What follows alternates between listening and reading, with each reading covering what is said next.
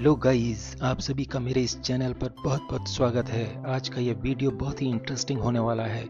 इसमें आपको देहरादून के नज़दीकी टॉप 10 टूरिस्ट प्लेस के बारे में जानकारी दूंगा। नंबर 1, रॉबर्ट्स केव। देहरादून के नज़दीक घने जंगलों में पर्यटकों की पसंदीदा जगहों में से एक गुच्चू पानी, जिसे ब्रिटिश काल में रॉबर्ट्स केव भी कहा जाता था, यानी डाकुओं की गुफा। इस गुफा को डाकुओं की गुफा इसलिए भी कहा जाता था क्योंकि ब्रिटिश काल में भारत में डकैती के बाद सुल्ताना डाकू अपने गिरोह के साथ इन्हीं गुफाओं में छिप जाता था। इस गुफा का रास्ता रहस्यमय होने के कारण ब्रिटिश पुलिस यहाँ तक नहीं पहुँच पाती थी और सुल्ताना डाकू पुलिस को गच्चा देने के लिए गुच्चू पानी नामक गुफा में छिप जाता था। रॉबर्ट्स की गुफा देहरादून से लगभग 18 किलोमीटर दूर हरे भरे जंगलों के बीच स्थित है। ये गुफा तकरीबन 650 मीटर लंबी है। इस गुफा से साल भर पानी की धाराएं निकलती रहती हैं। विशेषकर बरसात के समय यहाँ जाना बेहद खतरनाक है।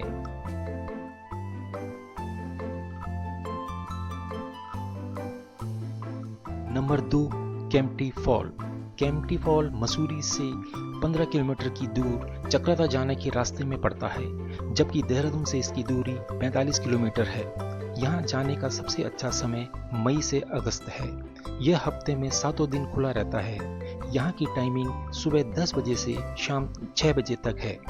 यहाँ 40 फीट की ऊंचाई से गिरता झरना बरबस अपनी ओर खींच लेता है। नंबर 3, FRI यानी forest research institute. Forest research institute का इतिहास देश की स्वतंत्रता से भी पुराना है। वानिकी अनुसंधान की दिशा में FRI का नाम अंतर्राष्ट्रीय जगत में बेहद सम्मान से लिया जाता है। इसकी शुरुआत वर्ष 1878 में इंपीरियल फॉरेस्ट स्कूल के नाम से की गई थी। FRI के भवन वास्तुकला का नायाब उदाहरण है। इसे ग्रीको रोमन वास्तुकला के अनुरूप बनाया गया है। भवन का डिजाइन विलियम ल्यूटन्स ने तैयार किया और निर्माण में करीब 6 साल का समय लगा। इसकी खूबसूरती देखते ही बनती है। FRI का भवन पूरा ईंटों से बना हुआ है। FRI में फिल्मों की शूटिंग के लिए आए दिन सितारे पहुंचते रहते हैं। यहाँ बॉलीवुड की कई फिल्मों की शूटिंग हुई है। इनमें स्टूडेंट ऑफ द ईयर, रहना है तेरे दिल में और कृष्णा कॉटेज सहित कई फिल्मों की शूटिंग हुई है।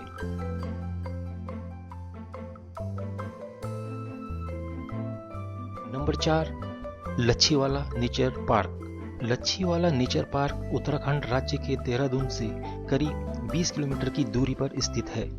यह बहुत ही अच्छा पिकनिक स्पॉट है जो वर्तमान समय में देहरादून का एक प्रमुख पर्यटन स्थल बन चुका है।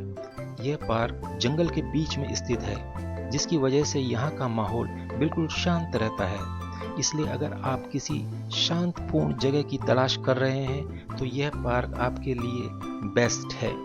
यह पार्क समय के अनुसार बदलता रहता है, यानी कि मौसम। सर्दियों के मौसम में यह पार्क सुबह 9 बजे से शाम के 5 बजे तक खुला रहता है। वहीं अगर मैं गर्मियों की बात करूं तो गर्मियों के मौसम में यह पार्क सुबह 8 बजे से शाम के 5 बजे तक खुला रहता है।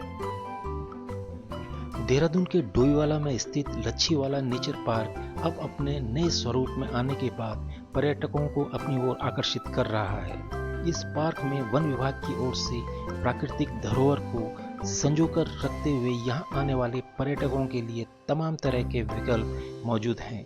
यहाँ बच्चों से लेकर बुजुर्गों तक के मनोरंजन एवं वन्य जीव व पर्यावरण की जानकारी के साथ ही पर्यटकों को आकर्षित करने के तमाम तरह के विकल्प मौजूद हैं। यहाँ पर शाम के समय लेजर लाइट के द्वारा पर्यटकों को उत्तराखंड की संस्कृति व 4 धामों से रूबरू कराया जाता है।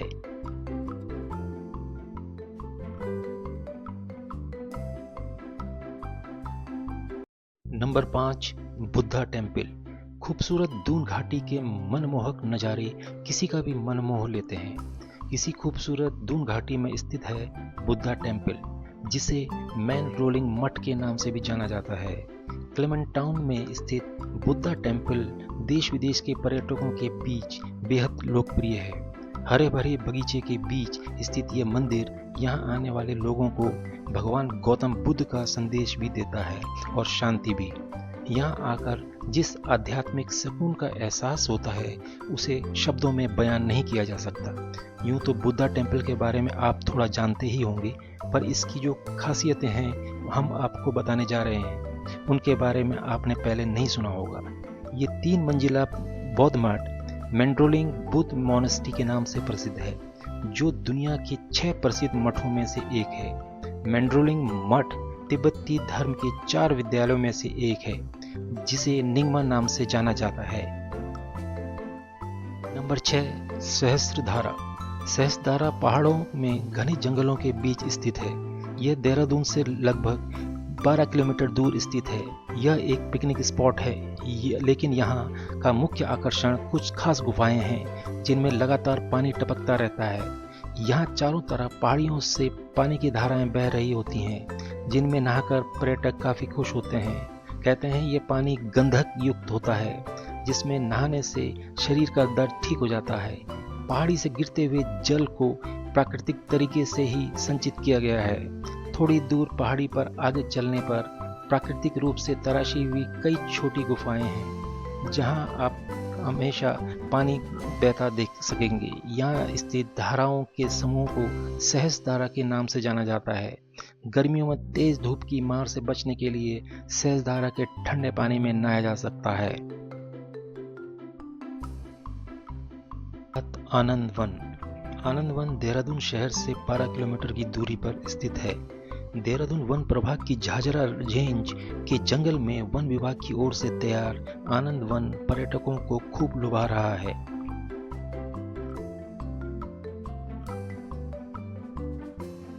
नंबर 8, देहरादून का चिड़ियाघर, जो कि घंटाघर से करीब 9 किलोमीटर की दूरी पर स्थित है। अगर मैं ISBT से इसकी दूरी बताऊं तो यह 16 किलोमीटर पड़ती है। इसका पहले नाम मालसी डियर पार्क था।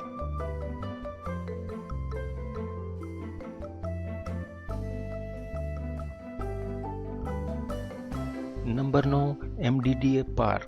देहरादून के भीतरी इलाकों में MDDA पार्क राजपुर के कैरवान गांव में बसा हुआ है। इस भव्य पार्क में विभिन्न आयु वर्ग के पर्यटक आते हैं, जो पार्क के सुव्यवस्थित बगीचों और आसपास की प्राकृतिक सुंदरता से आकर्षित होते हैं। ISBT से अगर यहाँ की दूरी मैं बताऊं तो ये 18 किलोमीटर है।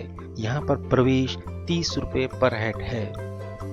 मानसून के मौसम में आप पास में बहती एक प्राचीन नदी को भी देख सकते हैं और इसका आनंद ले सकते हैं। यहाँ से सूर्योदय और सूर्यास्त का दृश्य देखना न भूलें, क्योंकि यह आत्मा को काफी सुकून देता है। MDDA पार्क के आसपास कुछ आकर्षक हैं, जिनमें साईं दरबार मंदिर, श्री प्रकाशेश्वर महादेव मंदिर, तिब्बती बौद्ध मंदिर, मालसी डियर पार्क और सहस्त्रधारा आदि।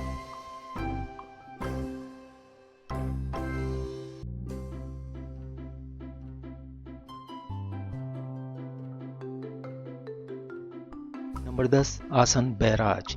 देहरादून से करीब 28 किलोमीटर दूर और डाकपत्थर से करीब 11 किलोमीटर दूर स्थित यह आसन बैराज है। यहाँ पर कई देश विदेश के पक्षी भी अलग अलग मौसम में पहुँचते हैं।